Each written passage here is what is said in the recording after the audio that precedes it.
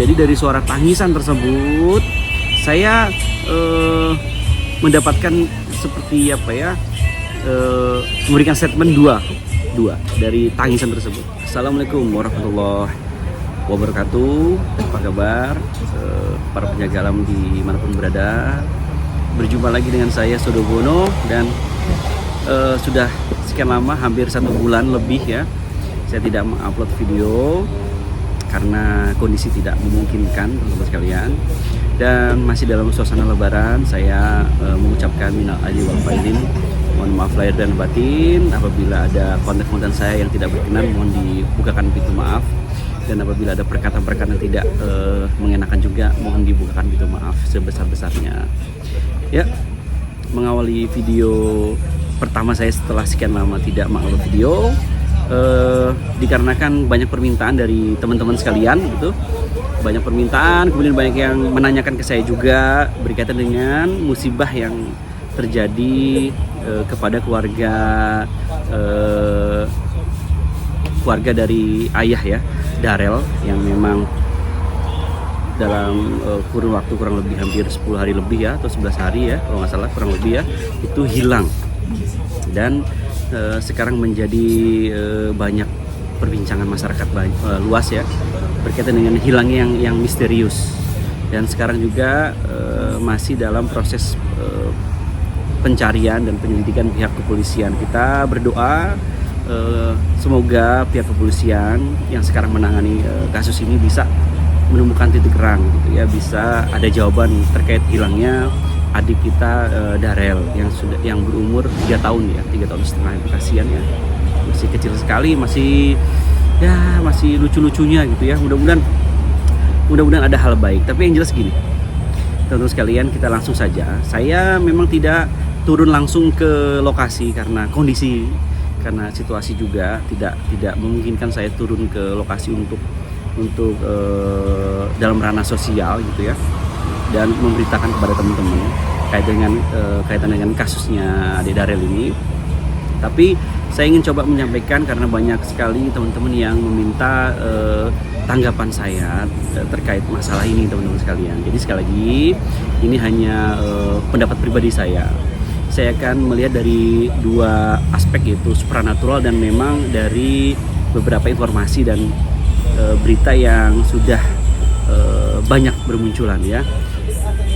Saya melihat untuk pertama kali, langsung aja ya. Pertama, saya melihat beberapa video-video yang sekiranya menurut saya itu berkompeten itu. Saya mengeceknya dari situ dulu ya.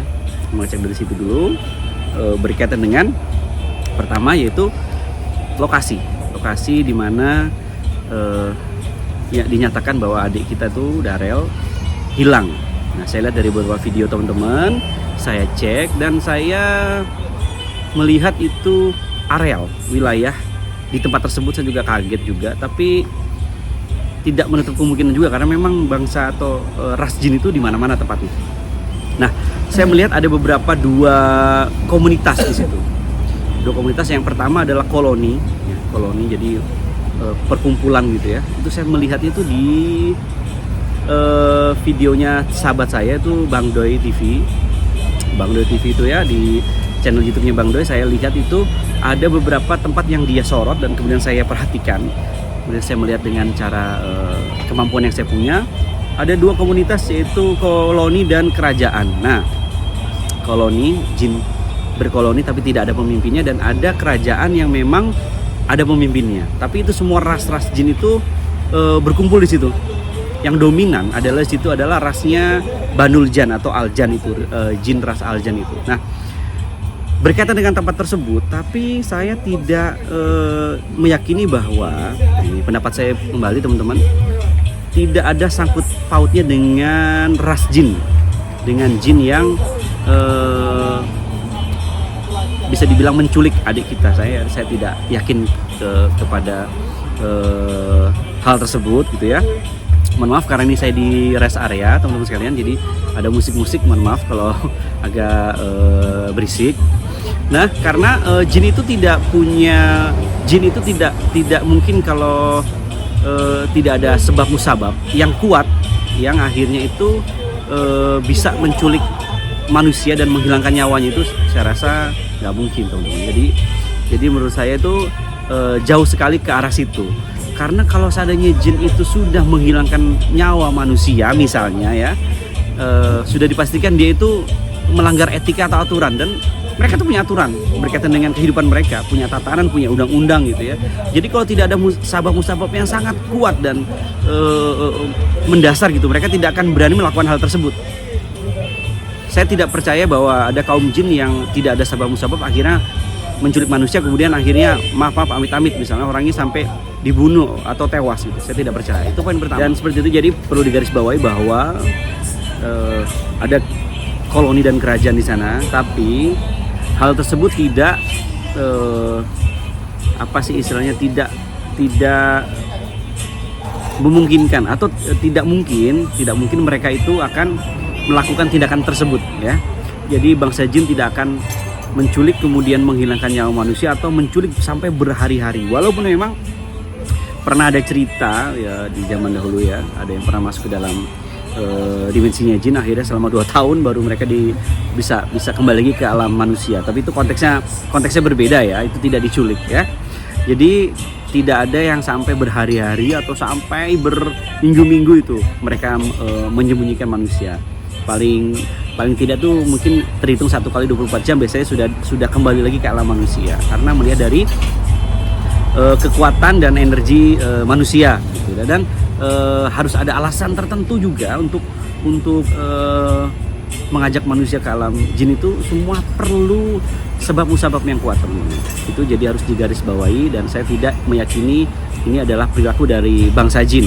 Nah, poin yang terakhir, melihat dari kronologi kemudian beberapa berita, saya coba untuk melihat dengan kemampuan yang saya punya.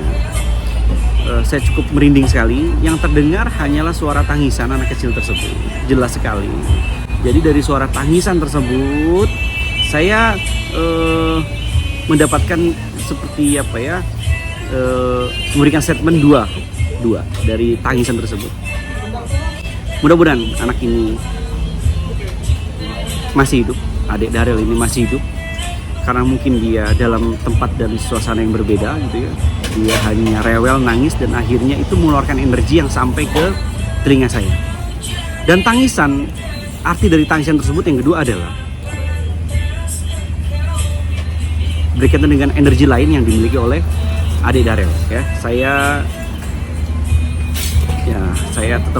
tetap berharap adik kita tuh masih hidup ya, teman-teman sekalian. Tapi tangisan yang kedua ini, arti yang kedua tangisan tersebut bisa mengisyaratkan bahwa memang ada energi lain yang menangis gitu ya. Atau ya, kita doakan saja.